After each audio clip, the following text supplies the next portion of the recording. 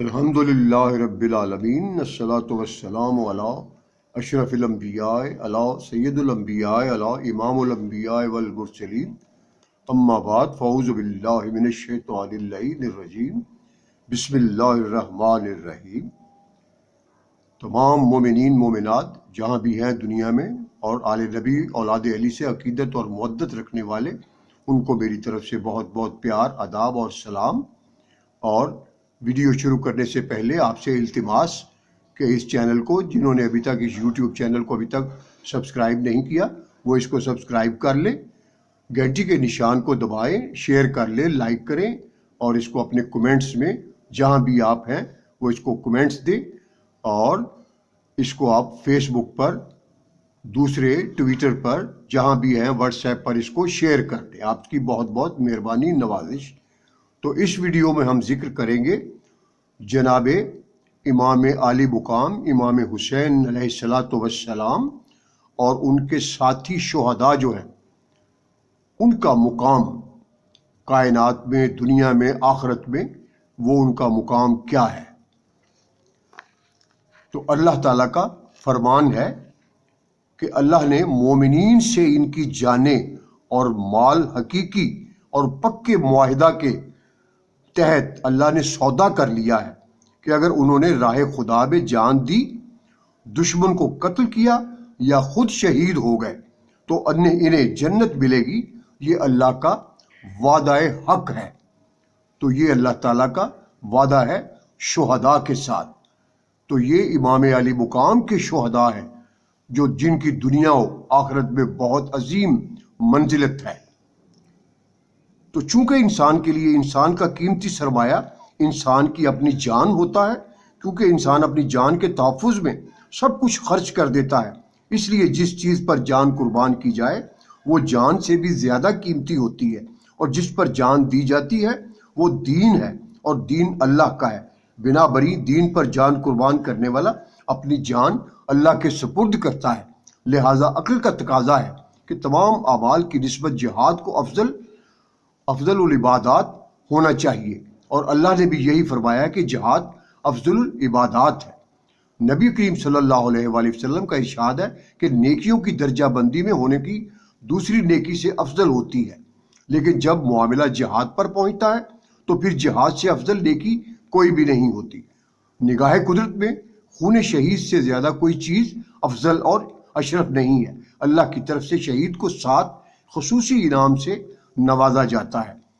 پہلے نمبر پر جب خون شہید کا پہلا قطرہ زمین پر گرتا ہے تو اللہ اس کے تمام گناہ معاف کر دیتا ہے۔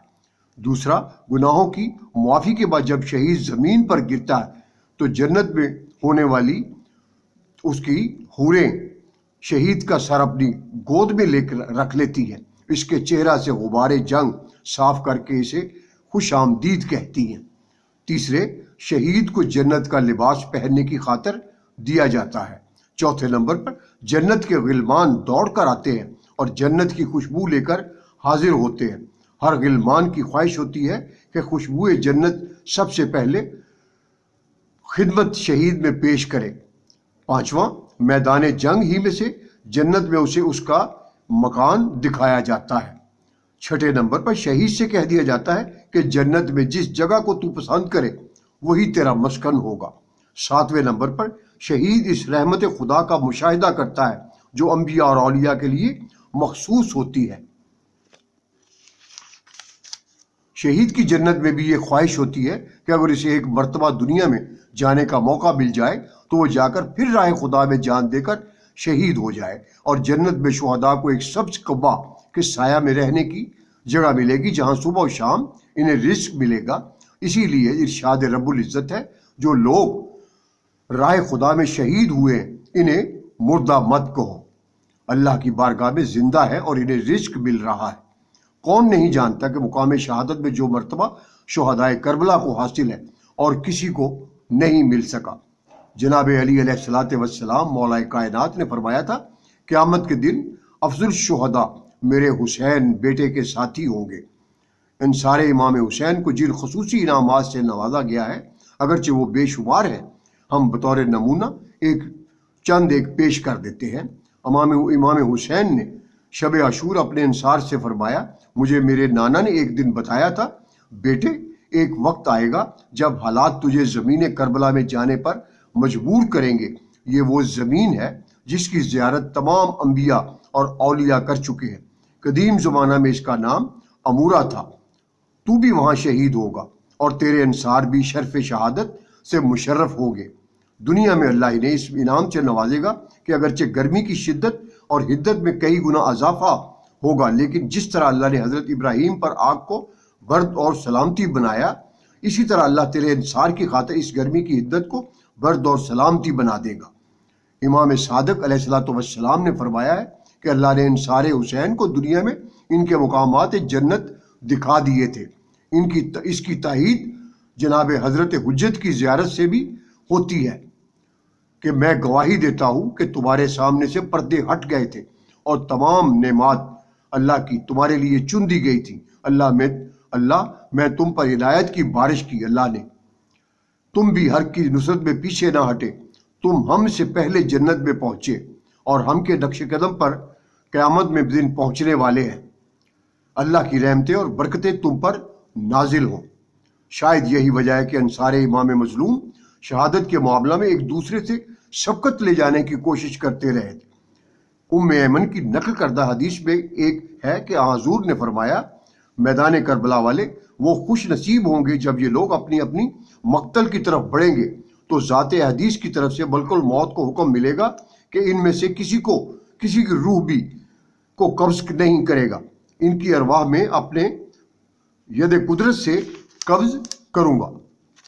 کعب الاحبار میں جب حضور کی خدمت میں آیا تو اس نے بتایا کہ قبلہ ہماری کتب میں یہ پیش گوئی بھی موجود ہے کہ ذریت محمد صلی اللہ علیہ وآلہ وسلم میں سے ایک شخص میدان کربلا میں شہید ہوگا اور اس کے انصار کا ابھی تک شہادت کا پسینہ بھی خشک نہ ہوا ہوگا کہ وہ داخل جنت ہو کر حورین سے خدمت لے رہے ہوں گے۔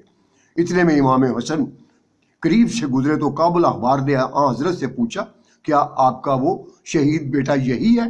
آپ نے فرمایا، یہ بھی میرا شہید بیٹا ہے، لیکن جس بیٹے کا تذکرہ تو کر رہا ہے یہ وہ نہیں، اس کا چھوٹا بھائی ہے۔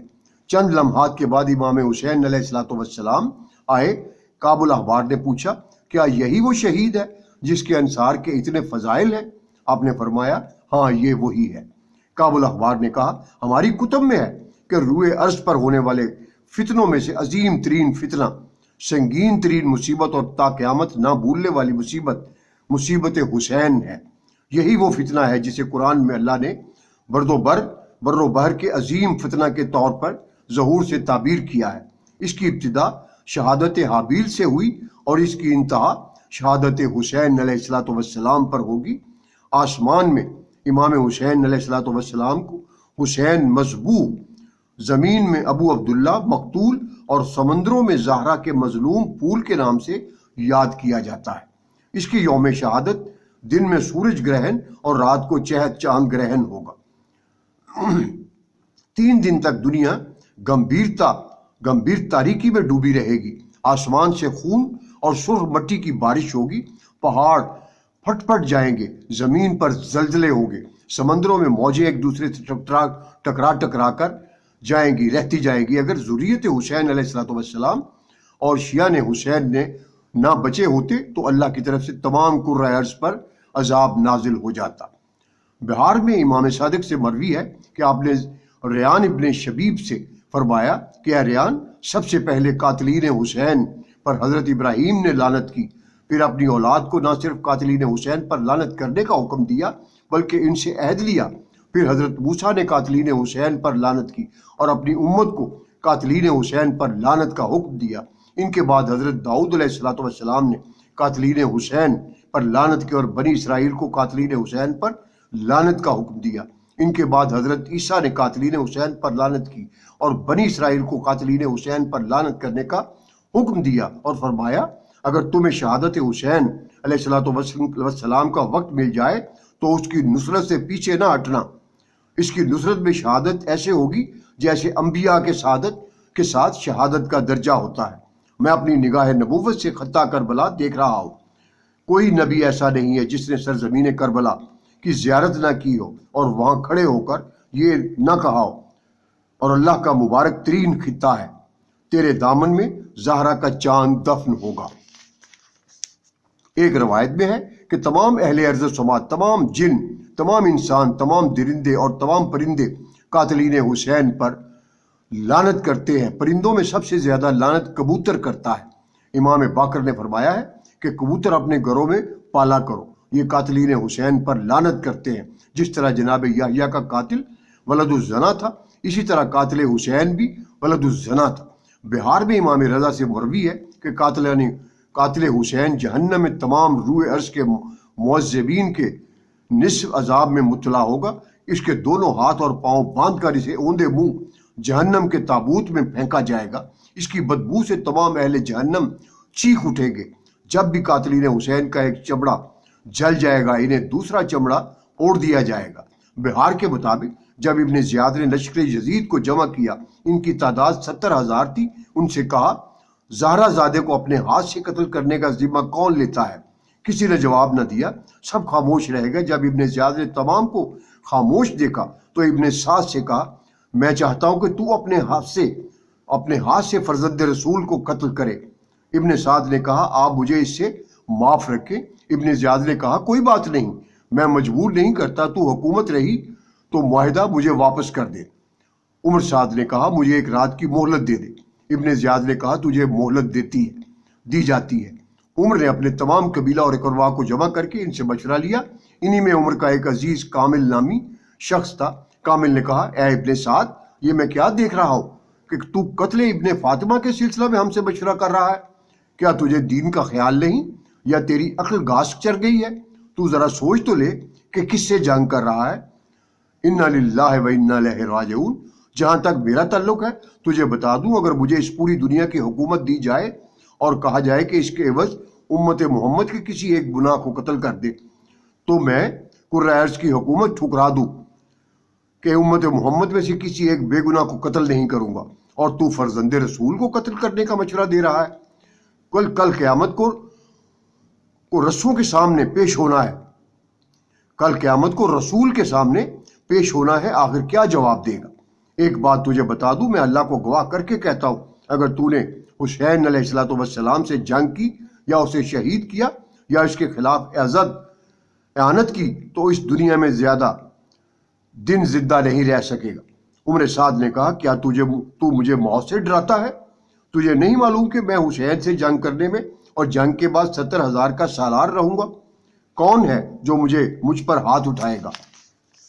اس کے علاوہ ملک رہے گا میں بلا شرکت غیر حکمران ہوں گا۔ کس کی جرت ہوگی جو آنکھ اٹھا کر میری طرف دیکھے گا؟ کامل نے کہا ممکن ہے میری بات تیری سمجھ میں آ جائے، میں تجھے ایک بات سناتا ہوں، اس کے بعد تیری مرضی۔ ایک مرتبہ میں تیرے باپ کے ساتھ ایک قافلہ میں شام کو جا رہا تھا کہ راستہ میں قافلہ سے بچھڑ گیا اور راستہ بھول گیا۔ حیران و پریشان صحرا میں بھٹک رہا تھا، پیاس لگ رہی تھی، پانی پاس نہ تھا، ادھر ادھر مارا پھر رہا تھا کہ دور سے مجھے ایک گرجا نظر آیا۔ میں اس طرف چلا گیا، گرجا کے دروازہ پر پہنچا، گرجا بند تھا۔ میں نے دق الباب کیا، چھت پر سے ایک راہب نے مجھے دیکھا اور پوچھا کون ہے؟ میں نے بتایا میں مسافر ہوں اور پیاسا ہوں، پانی پینا چاہتا ہوں۔ اس نے مجھے بغور دیکھنا شروع کیا، کچھ دیر کے بعد پوچھا کیا تو مسلمان ہے؟ میں نے کہا ہاں مسلمان ہوں۔ اس نے کہا کیا تو اسی امت سے ہے جس نے اقتدار کے لالچ میں اپنے نبی کی آل پر ظلم کیے ہیں؟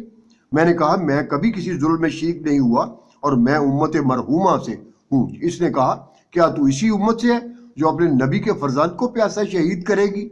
میں نے کہا کیا ہم اپنے نبی زادے کو شہید کریں گے؟ اس نے کہا ہاں تم اسے شہید کرو گے، اور مجھے ایسے نظر آ رہا ہے کہ اس قاتل حسین کے عزیزوں سے ہے۔ تجھے یقین رکھنا چاہیے جس دن فرزند رسول قتل ہوا، آسمان و زمین اس کی شہادت پر آنسو بہائیں گے اور موجودات عالم اس کے قاتل پر لعنت کریں گے۔ اس کا قاتل زیادہ دیر تک دنیا میں نہیں رہے گا۔ ایک شخص کھڑا ہوا جو تمام قاتلین حسین کو قتل کرے گا۔ میں نے کہا میں اللہ کی پناہ مانگتا ہوں، میں قاتلین حسین میں سے شمار ہوں۔ راہب نے کہا اگر تو قتل میں شامل نہیں ہوگا تو تیرے بخت ہیں، لیکن قاتل حسین تیرے اقربا میں سے ہے۔ کامل نے کہا کہ اس کی یہ باتیں سن کر مجھے پیاس بھول گئی اور میں گھوڑے پر بیٹھ کر پوچھتا پاچھتا شام آیا۔ جب تیرے باپ سے ملا تو اسے تمام واقعہ سنایا۔ تیرے باپ نے بتایا مجھے بھی اسی راہب سے ملنے کا اتفاق ہو چکا ہے، اس راہب نے مجھے بھی یہی کہا تھا، اور جہاں تک میں سمجھتا ہوں ممکن ہے اس بدبختی کا مظاہرہ میرا بیٹا عمر کرے۔ اے عمر، اللہ سے ڈر اور جنگ حسین سے باز آ۔ جب ابن زیاد کو کامل کی ان باتوں کا پتہ چلا تو اس نے کامل کی زبان کاٹ دینے کا حکم دیا۔ کامل زبان کٹنے کے 2 دن بعد زندہ رہا، پھر اس دنیا سے رخصت ہو گیا، لیکن ابن سعد کی بدبختی اسے جنگ حسین سے باز نہ رکھ سکی۔ یہ تھی ہماری آج کی ویڈیو، جناب امام علی مقام کے ساتھیوں کا مقام اور ان کی عزت و توقیر جنت کے مقام پر۔ تو آخر میں یہ جناب جبرائیل کی حاضری بحضور سرور کونین جناب محمد مصطفیٰ صلی اللہ علیہ وآلہ وسلم۔ جناب جبرائیل نے عرض کیا، خدائے رحمان تحفہ درود و سلام کے بعد فرماتا ہے کہ میں نے 7 آسمان اور 7 زمینیں اور ان کی درمیانی مخلوق پیدا کی ہے۔ میں نے کوئی ایسا مقام پیدا نہیں کیا جو حجر اسود اور مقام ابراہیم سے زیادہ عظیم الشان ہو۔ اگر کوئی بندہ اس جگہ پر بیٹھ کر ابتدائے آفرینش زمین و آسمان سے لے کر آفتاب قیامت کے طلوع ہونے تک میری دعا و پکار میں مشغول رہے، لیکن بروز قیامت علی کی ولایت کا منکر ہو کر میری بارگاہ میں حاضر ہو تو میں اسے اوندھا منہ جہنم میں ڈال دوں گا۔ یعنی کہ جناب مولا کائنات کی ولایت کا اقرار اتنا ضروری ہے کہ اللہ تعالیٰ بھی اس کو کسی حالت میں بھی برداشت نہیں کرے گا، اور اس شخص کو جو ولایت مولا کائنات کا انکاری ہو اس کو جہنم کے سب سے برے ٹھکانے جو ہیں ان میں ڈالا جائے گا۔ اور اسی کے ساتھ ہی اللہ تعالیٰ سے دعا ہے کہ اللہ تعالیٰ ہمیں آل نبی اور اولاد علی کے سے محبت کرنے والوں میں رکھے اور شمار کرے، اور ان کا سایہ ہم پر، ان کی نالین مبارکوں کی مٹی کی جو سایہ ان کی رحمت ہے اس کے صدقے میں ہمیں اپنے اعزاز و اکرام سے نوازے، اور ہر قسم کی پریشانی اور بیماری اور تکلیف اور دکھ اور ہر برے حالات سے ہمیں بھی اور تمام مومنین مومنات کو اور اللہ اور اس کے پیاروں سے حبیب سے محبت کرنے والوں کی، مودت کرنے والوں کی، ان کے ساتھ عقیدت رکھنے والوں کی خیریت اور حفاظت ہو۔ اور اس کے ساتھ ہی خدا حافظ، بہت شکریہ، اور اس کو آپ سبسکرائب کر لیں اس چینل کو وزیر علی چوہان کے نام سے، اور اس کو شیئر کریں، گھنٹی کے دبائیں نشان کو دبا لیں اور شیئر کریں، لائک کریں اس کو فیس بک پر، واٹس ایپ پر اور ٹویٹر پر بھی۔ خدا حافظ۔